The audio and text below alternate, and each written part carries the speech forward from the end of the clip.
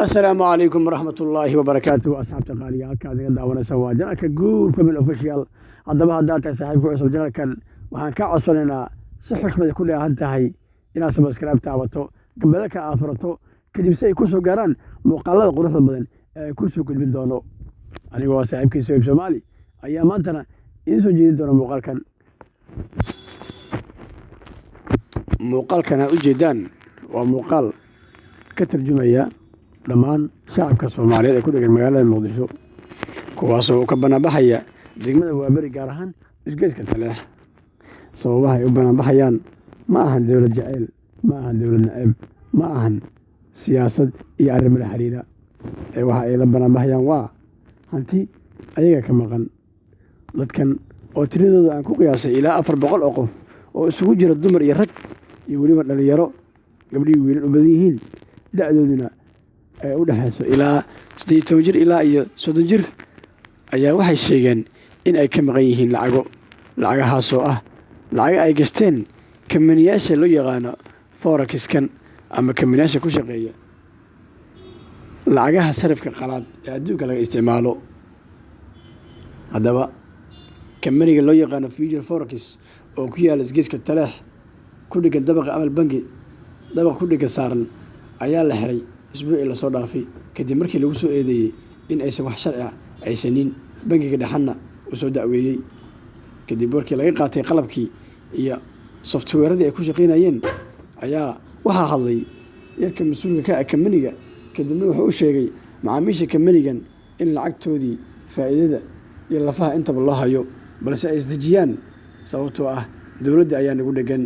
mana naqaano waxa ay nagu dhagan yihiin wuxuu kale u sheegay cadeey yarka in ay haystaan wax alla wixii sharci ah ee loo baahan yahay ee forex ama kamaniga ku shaqeynayay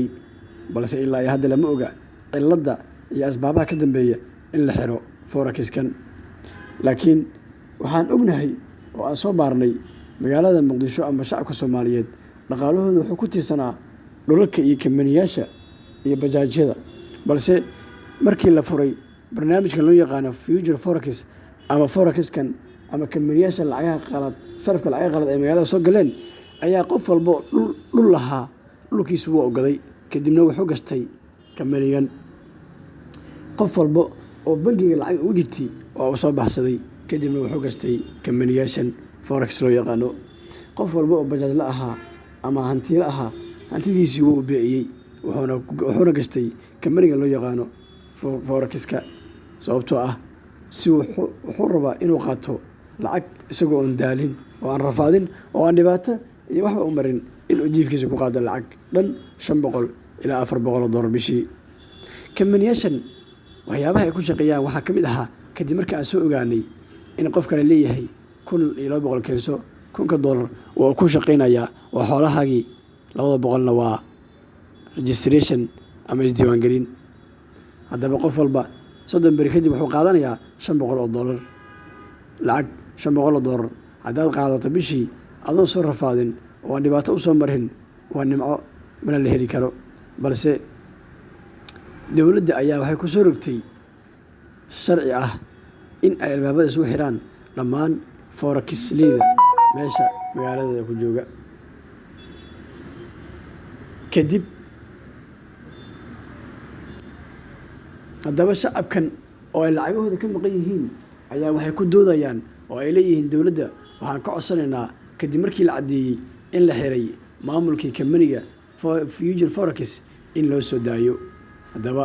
shacabkan dhibaatada haysato bal ila ag iyo sida ay u banaanbaxayaan waa kuwana iyagoo ka cabanaya dhibaatada walibana waxaa ku jiro dad imaamooyin dhahayo waxaan nahay agoonley waxaan kornaa ilmo agoona waxaan u talagalay ilmaheena inaan lacagtaas aan ku korino haddaba muuqaalkan waalma aan hadduu ku cajab geliyey fadlan sii sheergaree siina gaarsii walaalkaaga kale si isagana dhibaatadoo kale aysan u soo gaarin oo uga digtoonaado sababtoo ah waxaad ogaataa walaalka haddii maanta dhibaato ay ku qabsato walaalkaana ay ku soo socoto waa inaad walaalka aad u sheegtaa si dhibaato ay u soo gaarin walaal macaan haddaad ku cusubtahay janalkana waxaan kaa codsanaynaa sabaskraibka inaad saarto laag iyo comment